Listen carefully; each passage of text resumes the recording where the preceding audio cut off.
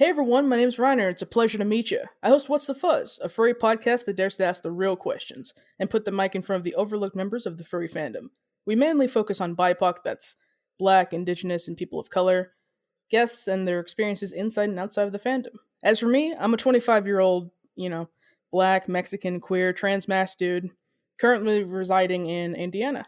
I love sushi, video games, and learning new things. Thanks for having me on your channel, Stephanie. I'm excited to learn more about you and, the ins and outs of YouTube. Thank you so much for interviewing me today. I really do appreciate the short notice and stuff. I do appreciate you collaborating with me here. And I would like to point out that I do very much enjoy your podcast. I don't normally listen to podcasts. I struggle with them a bit just due to the sort of the length and the format, but I feel like you have a really good format, and I do enjoy listening to the interviews that you do. Well, heck, thank you so much. I'm super happy to be interviewing you today, even though it's on your channel for now. Yeah. All right, so let's get to know you a little bit more. So, where are you from? How old are you? What are your pronouns, your ethnicity? And how would you describe your sexuality/gender identity if you feel comfortable with it? Okay, my name's Stephanie. I live in Vancouver, BC, Canada.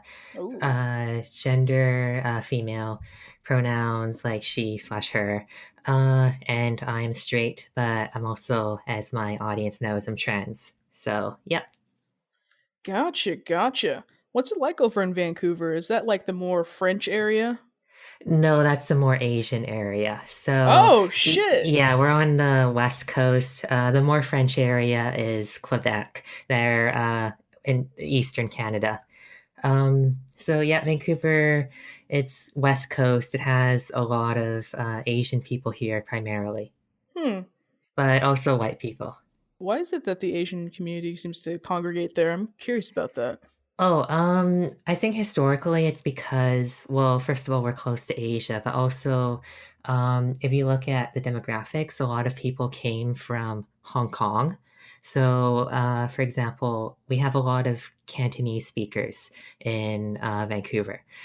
And Cantonese is like the main language in Hong Kong specifically. Mainland China Mm-hmm. usually speaks Mandarin, and we have more people from mainland China now, but like historically, I think it was people from Hong Kong mostly. And I'm Korean. Korean and Japanese people, other East Asian ethnicities are a little less common here. Oh, But that's super interesting. yeah, but we're all sort of just like still Asians. People recognize that there's lots of Asians here. Well, anyway, sorry about the little tangent there. I was like genuinely interested. Could you tell me a little bit more about like your persona and how you express yourself through them? Okay, cool. So, the short answer for like, oh, what my persona is based on, sort of, she's sort of like a fantasy magical type character. My partner and I started off doing D&D. That's how we met each other. And but there's actually sort of a longer answer here because my partner especially also me partially were interested in sort of like, oh, like really ancient history. And there's sort of this speculation sort of theory here that there may have been cultures that like came before like Babylonia. Like if you've watched the Fate anime, it's stereotypically like, oh, Babylonia was the first human civilization.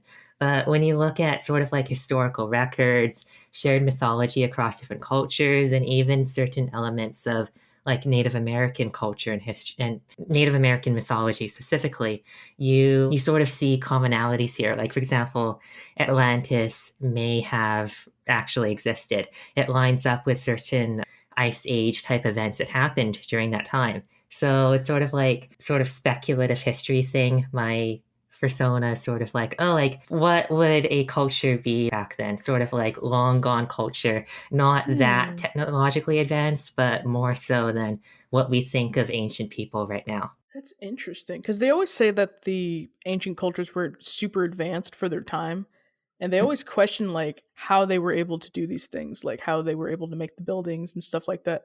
So, were you Well, like one of those people, like Aztecs or anything like that? like my persona.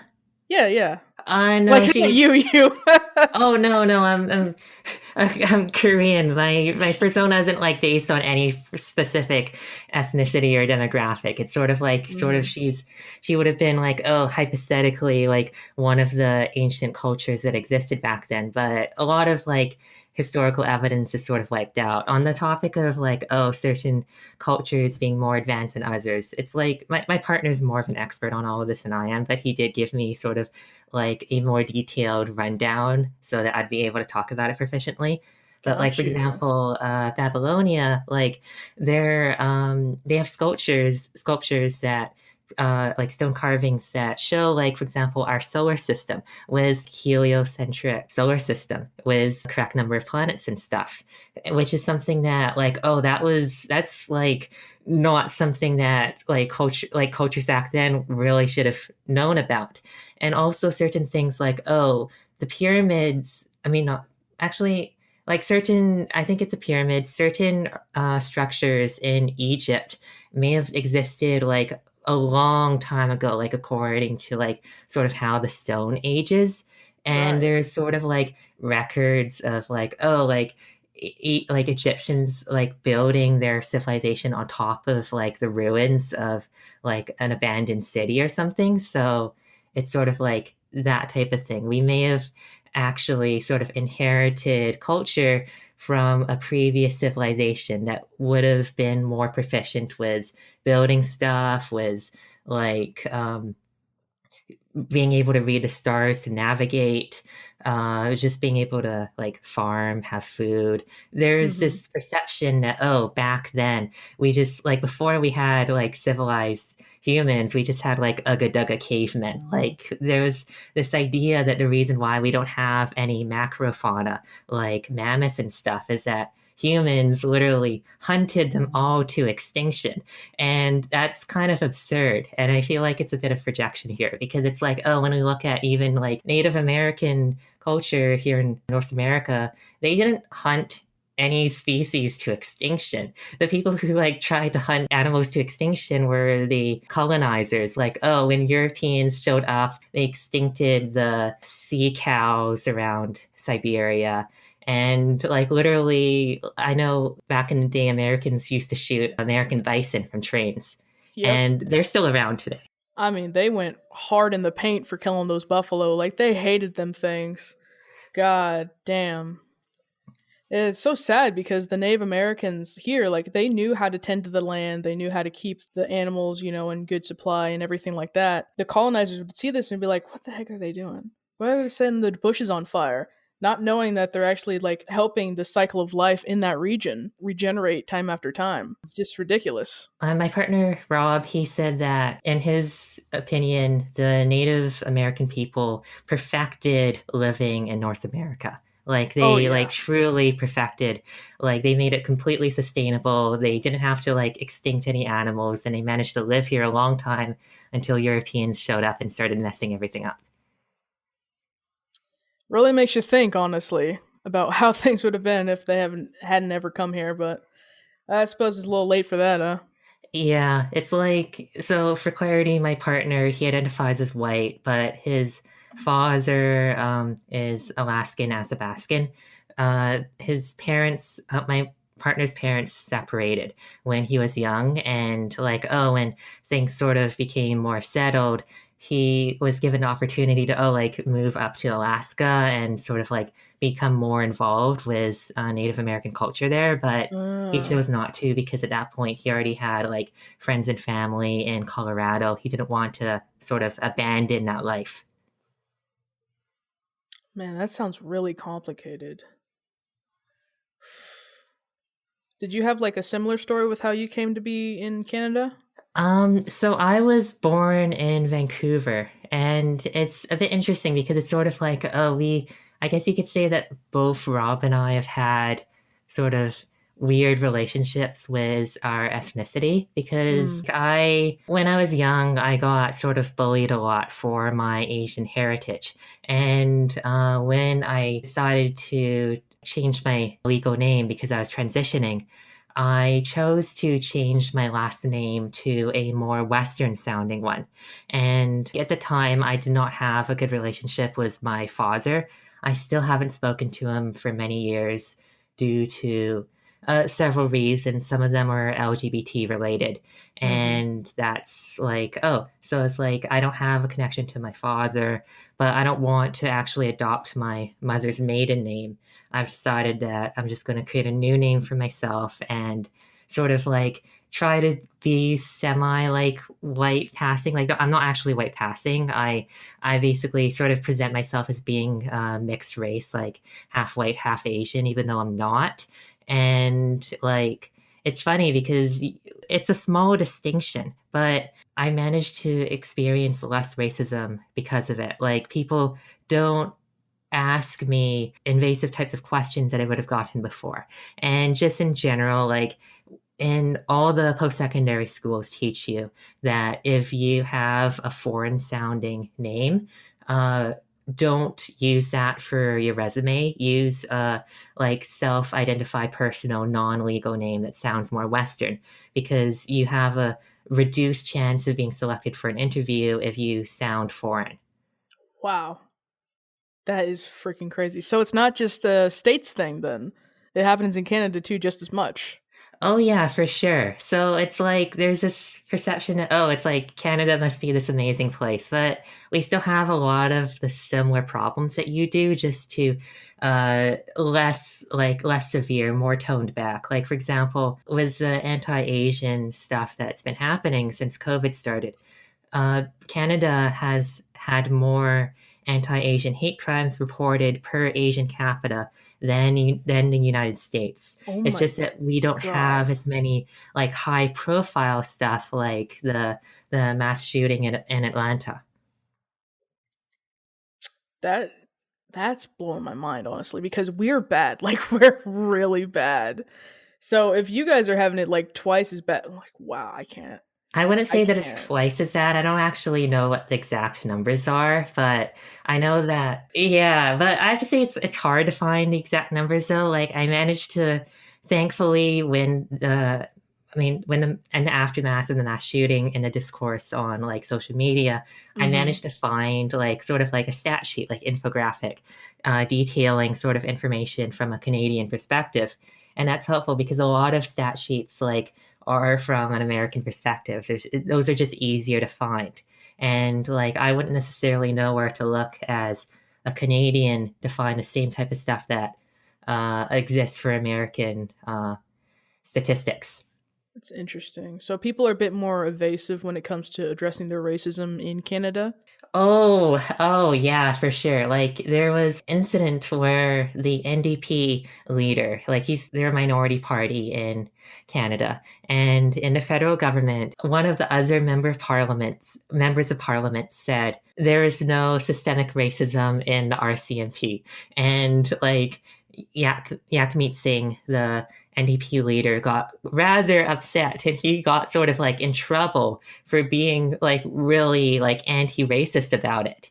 But there's sort of this perception where it's like, oh, a Canadians feel some Canadians feel that like oh they're like superior to the states, like oh like we have all this stuff sorted out, and it's like no we don't have everything sorted out. It's just that some of our problems are definitely better handled than they are in the states. It really blows my mind to hear that because whenever I think of Canada, I always think of people how they say it's like a utopia, how it's so much better there, the healthcare is better, the minimum wage is better, it's way more affordable and everything. When I don't think that's really the case when it comes to Canada. Like it's really not this mythical magical land that we can all escape to. No, it's not. So, like, on the topic of healthcare, there's this perception that I saw going around a lot during sort of election time last year. And I guess because it's like, oh, it's the elections, people really want like better healthcare in the States. But I heard people asserting that Canadian healthcare is free. And first of all, that's an absolute statement. It's very like you can't have basically like free and non-free. Those are like it's a true or false statement. And it's not actually true because in the way Canadian healthcare works, we have sort of like policies that like require the provinces to have a certain amount of healthcare available for free to people. So, for example, hospital stuff is covered, and maybe general practitioners are in there as well. But the problem is that after that, it's not required anymore. So each province will decide how much healthcare they're going to cover through our public health system. So, for example, in BC, where I live, we have hospital stuff. It's covered because that's mandatory. We have general, like primary care physicians, like just go see a general doctor at a clinic. That is covered. But when it comes to specialist type services, it's more ambiguous. Like, for example, dentists, like dental stuff, as well as eye care, that is pretty much almost never covered in Canada. You usually have to pay that pay that using private health insurance. Pharmacare is something that some provinces have, most provinces have, but not everyone is eligible for. I think maybe like 5 to 10% of Canadians have neither pharmacare from their public healthcare nor from private health insurance. And then, like, mental health is one of those things that are usually never covered. Like, I've seen too many psychologists and psychiatrists for my mental health stuff over the years because of depression and because of my transition. And I had to pay for that all out of pocket. Wow. It's ridiculous. Yeah, like for example, my private health insurance will pay me, I think, $25 or yeah, $25 for a 30-minute appointment, which that's $25 Canadian. So first of all, like that's not very much money. And like, oh, like I actually got a couple surgeries done last year, and they're like, okay, we'll pay you $25 because you had an appointment, and because you had the surgery, we'll pay you another $25. So here's $50 for your sort of small surgery. It's my doctor, like she used to work in the States, and she said that, oh, the procedure would have cost about the same if I had it done in America instead. But it's like, yeah, no, that's just not really covered. It's our private health insurance. Usually it's not very comprehensive. It's not going to be like, oh, it's going to cover the entire thing. And I think it's sort of this, they can't really incentivize it like that because most like health stuff is covered by the government. Like a lot of reason why people get health insurance is for extreme, like tragic accidents. In that case, you probably end up going to a hospital. But just like, so they have to like incentivize like dental care, like eye care. How many people are going to need to have like a really major dental surgery? Probably not that many. So we get this weird, like, oh, it's cheap health insurance. It just doesn't cover very much. Doesn't matter how cheap it is if it's not good, right? Like, come on. Uh, well, some people get their health insurance, private health insurance from their employer if they work for a large company. It's just that many people don't, especially young people nowadays. Wow. Well, now we know how it is for you in Canada. I'm curious about how it is in the furry fandom. Like, how did you find yourself in the furry fandom in the first place? Okay, it sort of happened passively. Like always when I was younger, I was interested sort of like in like anthro type characters, but I didn't realize that was called furry or anything like that. I didn't Uh, have a perception of the furry fandom until like my late teens. And then I sort of like focused more on the like fur affinity side of things. I wasn't really involved on like the mainstream social media spaces.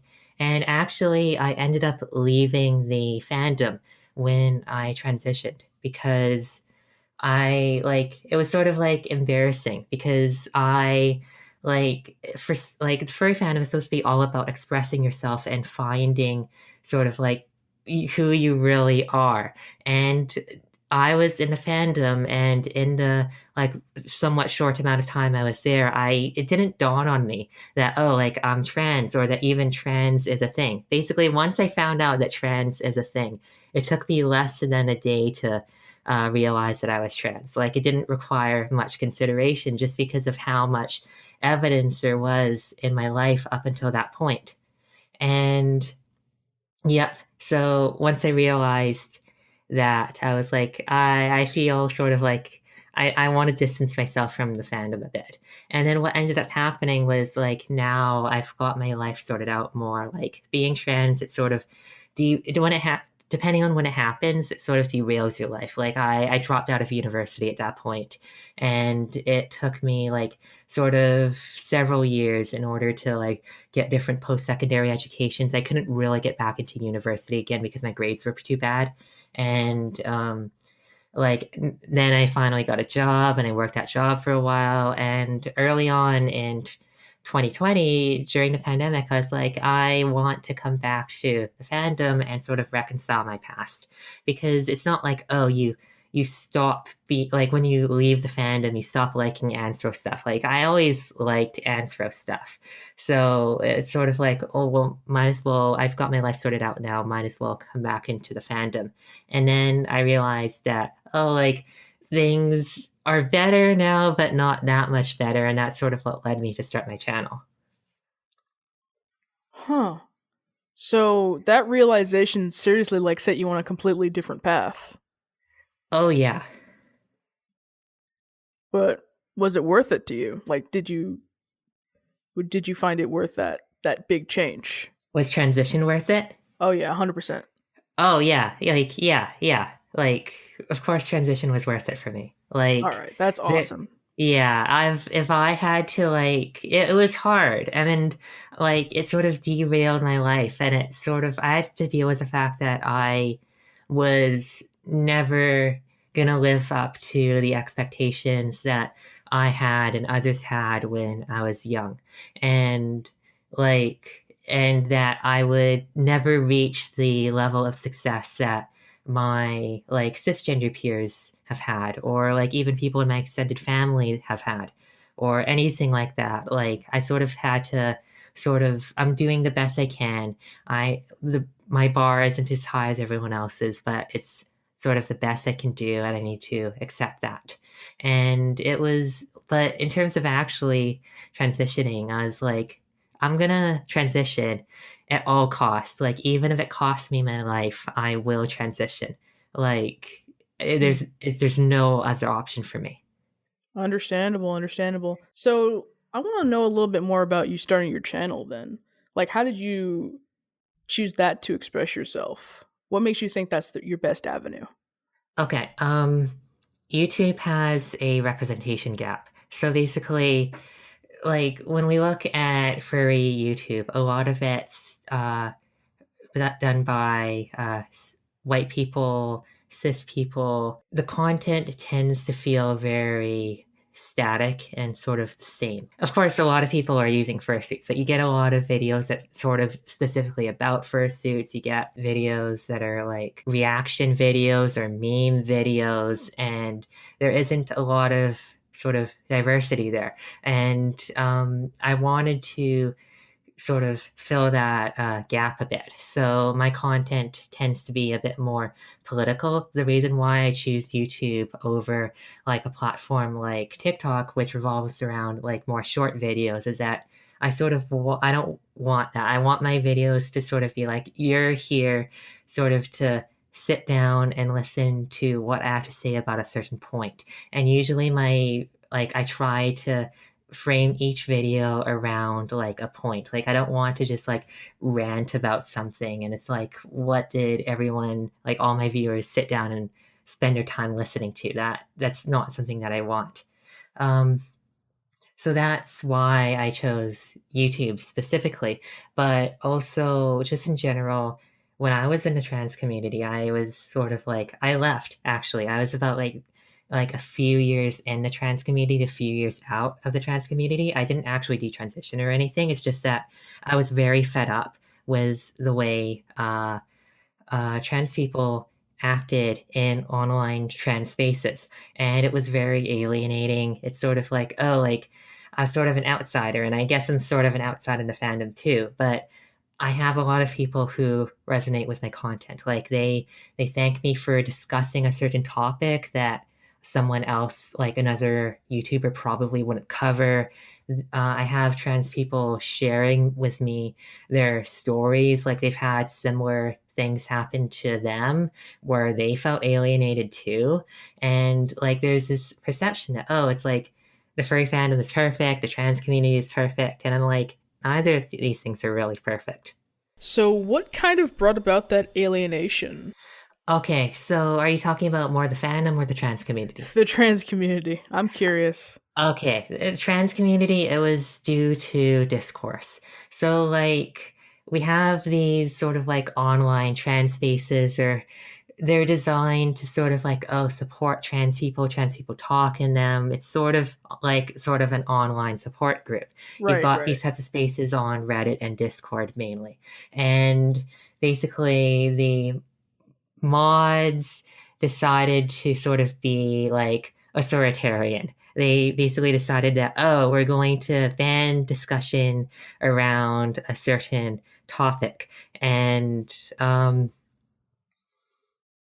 they did that, and people didn't like it because they felt that basically they're trying to silence like discussion that's very harmless. It's not actually hurting anybody. It's probably better to have those types of topics still in online spaces so that people can share information and support each other. But no, they're like, no, we can't. You can't discuss this type of stuff anymore. And then people are like, hey, like you're like, that's not very nice. Like you should undo that. Like you're being sort of like authoritarian here. And they just started like deleting all the criticism. So it's like, do Hmm. I want to be part of like a system like this where just someone can decide like, no, like this is okay to talk about and this thing isn't? No. So I chose to leave. And I know that I could have probably found another community if I looked hard enough. But the weird thing about online trans spaces is that a lot of them are moderated by the exact same people. So like even if you look on Reddit, the moderator list for a lot of trans subreddits, because those are public, you'll see that there's a lot of overlap in the names. And that's really unfortunate because it's like ideally you want to have like a diverse community with like different like that will help everybody so that everyone has a space. And you can't do that when it's like some people are power hungry and they moderate like 10 subreddits or 10 servers or whatever. Yeah, that's the hard thing about these like quote unquote wholesome, super accepting spaces is that things like this happen. People just gobble up all the power and then they like even sometimes when it comes to con stuff in the furry community, the same people are helping out in some places. And it just turns into this thing like you can't escape some of these people, you know? Yeah. Oh, it's a real problem, especially when it comes to like accountability. Oh, so it's kind of funny. I'm working on a video about accountability right now. Oh, really? Yeah, and it hasn't been published yet. I'm not sure whether it's going to be published before or after this interview, but I sort of took a look at a lot of the major sort of like call outs we've had over this past year, basically since the pandemic. And like, I noticed sort of like a pattern, and it's that, oh, like, even though people like, some people, like maybe a few hundred people will like unfollow someone on Twitter. It doesn't like deplatform them because people keep are like, oh, you're trying to cancel so and so, like you're gonna like you're trying to make them like lose their entire audience or whatever. It's like their like um follower count goes down like 500 people one week and then it goes up 600 people the next. Like it doesn't actually have any lasting consequences. But what's interesting is that when you look at the people who did have lasting consequences, it's kind of interesting. So um usually when it's related to racism, nothing happens. Hmm. But then it's like, oh, if it's sort of like politics, but not actually about racism, or it's like a certain fursuit company that issued a lawsuit, then like, yeah, then people actually care at that point. And it sort of shows that, oh, when like some things will really upset people and make them rally together, but racism is really not one of them. I can't really find a correlation between the ones that have a lasting impact and don't because You'll see two furries the identical thing against them, like child things, you know. Yeah. But sometimes it works and it hits, and it's like, hey, every time this artist posts, there are people in the comment section ragging on them, and other times you would never know that something happened. You would never know that they were dragged. So it's like really inconsistent on who it sticks and who it doesn't. Yeah. But I really hope that accountability can be taken at least sometime. I keep seeing these call outs, but they amount to nothing in the end a lot of these times. Yeah, it doesn't really, I guess, motivate the people the way that you do with a topic like racism as you can with like, oh, like child abuse or grooming or any of those like more serious topics that everyone will objectively say like this is bad. But if it's that's actually something else that I noticed where small information corrections so there's so much misinformation on social media. Like if you wanted to like correct someone a certain point, or it's like, hey, maybe like can you please not say that because that's like racially insensitive, like people sort of take offense to it. It's sort of like, oh well, that's not like it's like big enough, like why are you like caring about this tiny thing? And it's like when it comes to small information corrections like that, I would imagine that it should be fairly easy. It's like you're not trying to like call someone out, trying to make someone out as being forever bad or anything like that. It's just like, hey, you're using this word incorrectly. It doesn't mean what you think it means. People Right. don't like that. Like anything, people just buck up against it because they don't want to admit that they're wrong, which is where all Exactly. this comes from. All we want is for people to own up to their mistakes and grow as people, but that's asking too much sometimes.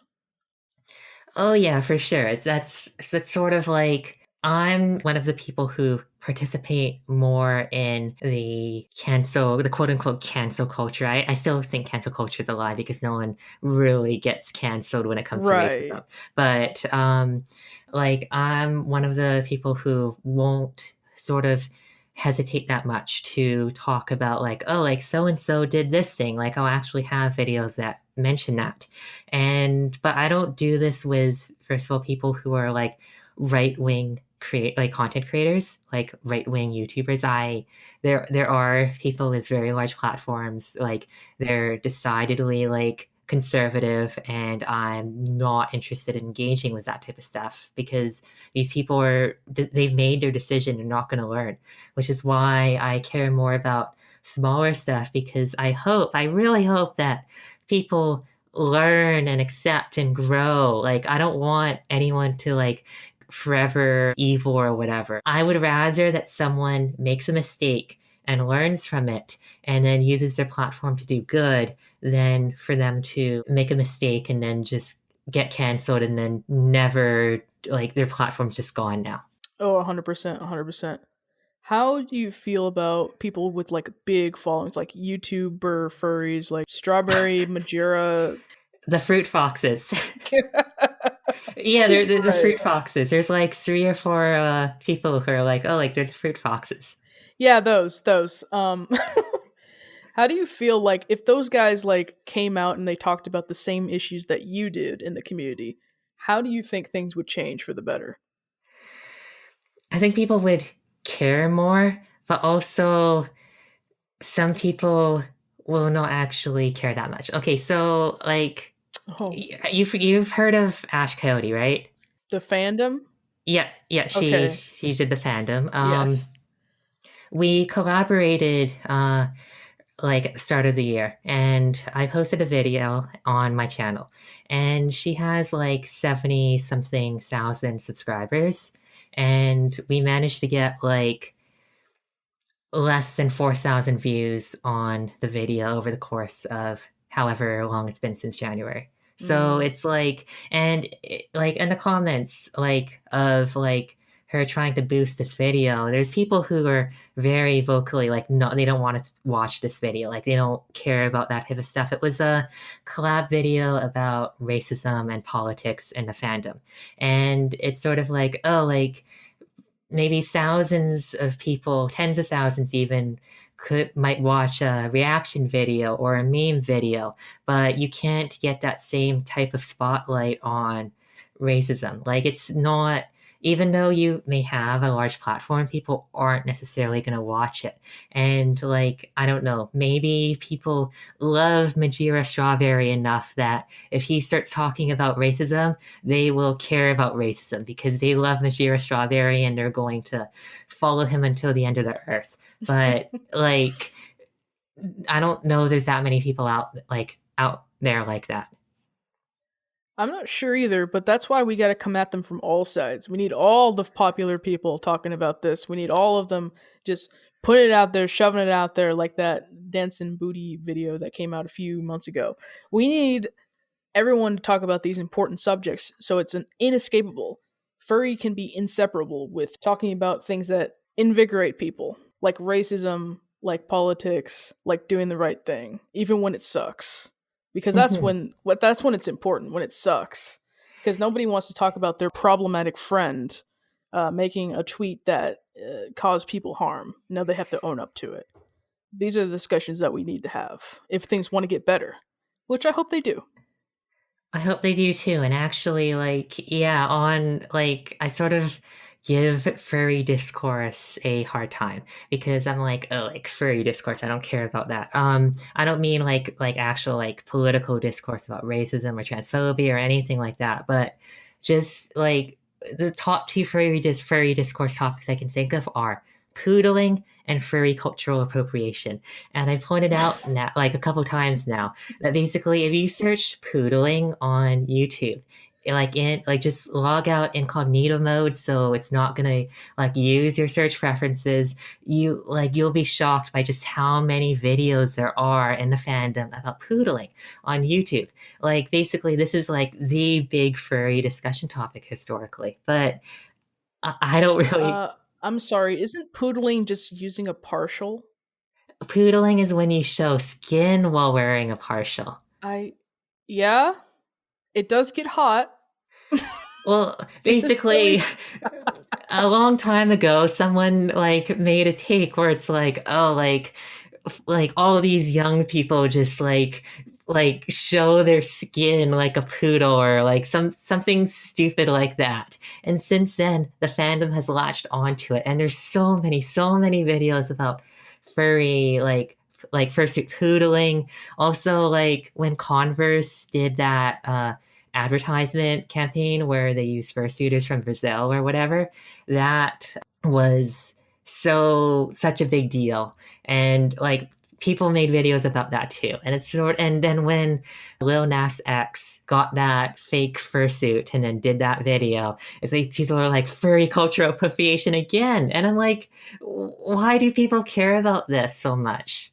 Sometimes I worry about the furry fandom a little bit. Like, y'all's priorities scare me a bit when it comes to people wearing, uh, like, I can't. When it comes to fursuits, uh, furries want to cry about it. But, like, hold up. You would have been mad too if Little Nas X like bought a $5,000 fursuit just to like make a little TikTok joke video about it too. You would have been like, "Oh my gosh, such a waste." So which is it? Yeah. And it's like just there's you need to pick and choose your battles. And it's like even though I recognize that oh people who make a big deal about like oh you can't poodle, like what are you doing poodling, I recognize that's bad and that's wrong, but I also don't have the time and energy to put my um voice behind it. Like I don't actually care that much. It's sort of this is also sort of why I don't try to fight with any right-wing content creators, because it's like it's not going to do anything. They're not going to change their minds. Right. Like it's all it's going to do is just like waste everyone's time.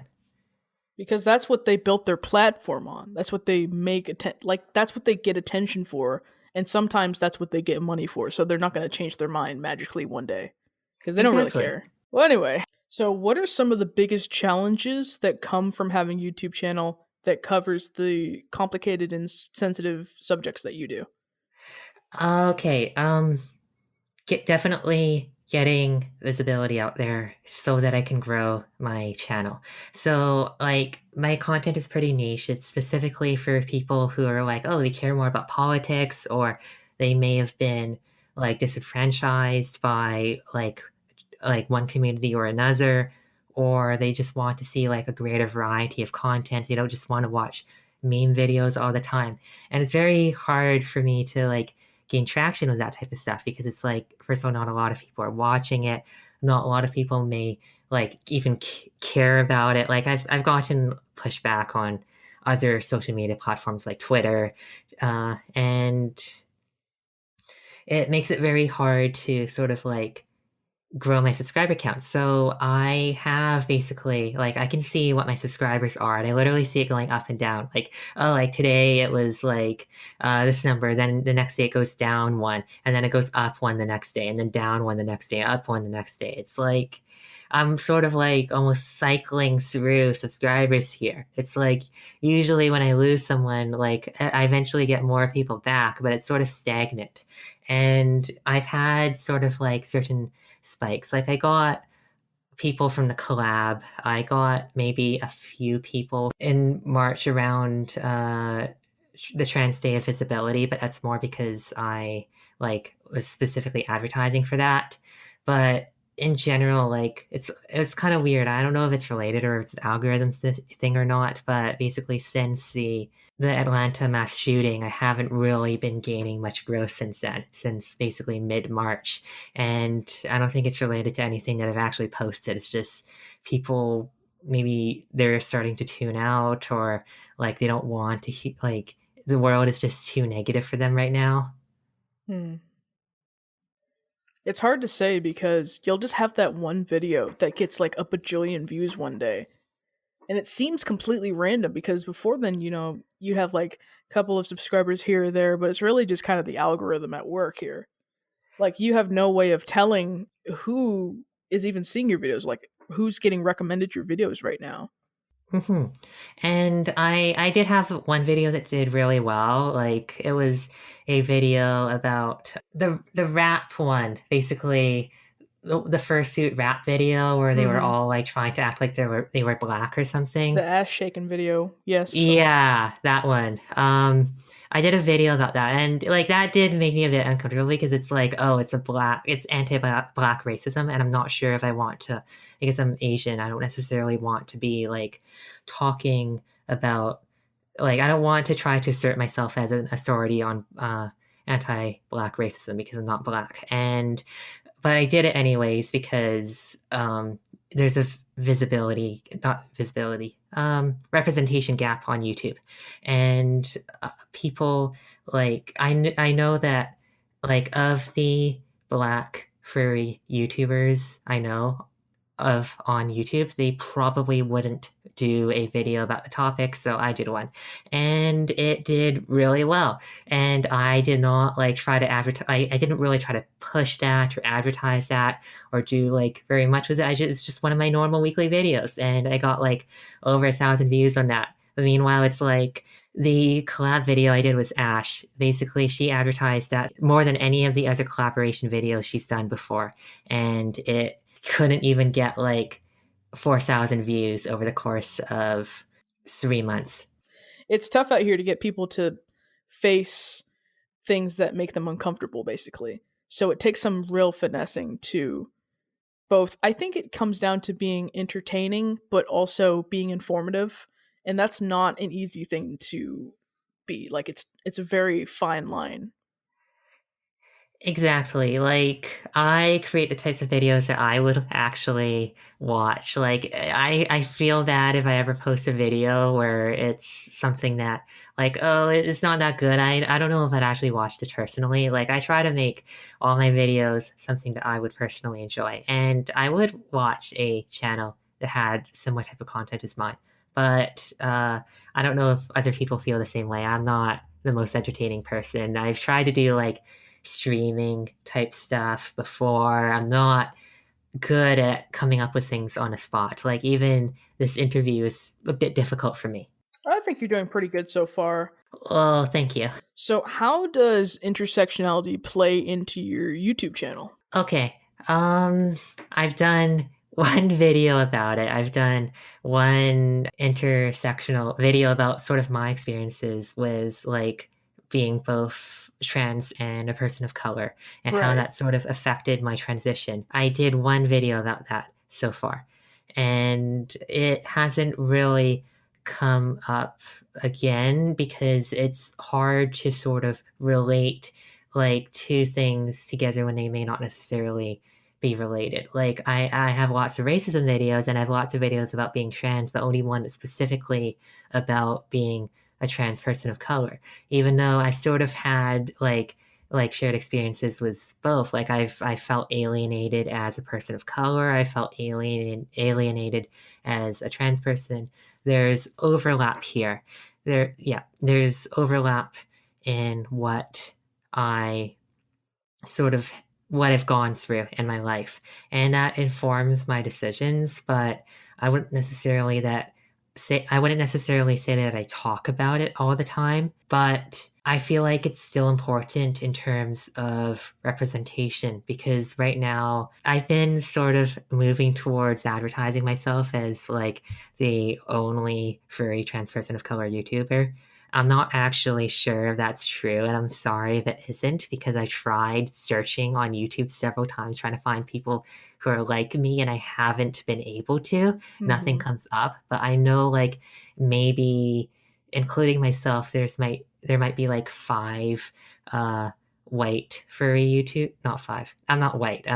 There's like five trans furry YouTubers I think total, including myself, and four of them pretty sure are white. So I think I'm the only one. Now, did you have any influences or did you have any particular style that you were going after when it comes to YouTube stuff? Um, Ray William Johnson, maybe? let's see. So basically in the furry fandom, I mainly watched Ash's stuff. I'm a fan of Ash's work. A lot of my videos are sort of like loosely inspired by some of the older videos that she's done. Like Ah, I less so see. the meme videos and the reaction videos. And then another furry YouTuber I watch is Solar Saber. So I really like her content as well. Less so the gaming stuff, but more so like she's talked a lot about interesting issues as well as just like general tips for stuff in the fandom. I think she's a lot of fun. So I watch her content as well. Yeah, I would say were my two main influences. Gotcha. So you're just kind of taking the bits and pieces that you like and adding them to your style then. You could say that, but I don't think I'm even doing a very effective job at copying anything. Anyways, it's sort of like I enjoy that content, so I'm gonna create content that's similar to it, but I'm not necessarily doing that intentionally. It's just that I'm trying to create content that I like, and there Gotcha. may be some overlap in what I like. Well, there you go. That's all that matters, right? Yes. So, what are your long-time goals when it comes to your channel? Like, where do you see yourself in 5, 10 years when it comes to this? I think that in 5 to 10 years, I'm going to be doing the same thing that I'm doing right now. And maybe I'll have more people. Maybe I'm just going to stay at the same number forever. Who knows? But Oh like, as no. long as I have ideas to talk about, I'm going to choose to talk about those ideas. And if I eventually start running out of ideas, I may like split up my time. So I'm doing like longer videos that are farther apart. But I'm avoiding that format for now because I know that if I did that, a lot of people would tune out. Like, it's gonna be hard to get seen when you only post one video every couple months. Okie doke, that's all I've got for you. Thank you for sitting down with me tonight, Stephanie. I enjoyed talking with you, and I hope to be on your channel again soon. Oh, that I would quite enjoy that as well as like eventually when I do a proper interview on your series, that would be really cool as well. And I hope that I'm able to sort of contribute to the discussion in the community as a whole. Oh, yeah, absolutely 100%. I can't wait to get into those discussions with you when the time comes. Now, in the meantime, I'd like to shout out you, your channel. What you're doing is fantastic. If you guys out there who are listening are interested in current events and other hard-hitting topics from a furry's point of view, then I definitely suggest you subscribe to Stephanie's channel for more cool videos like this one. And if you'd like to catch some more BIPOC interviews, then you can check out What's the Fuzz on Spotify, Google Podcasts, Apple Podcasts, and more. Just type in What's the Fuzz on your app of choice, or go to rhynerwrites.com. We upload every Tuesday, and super look forward to seeing you guys on there. So hey, thanks again for letting me be on your show, Stephanie. It's been an honor and a super fun-ass time. I'll catch you next time. Bye-bye! Bye!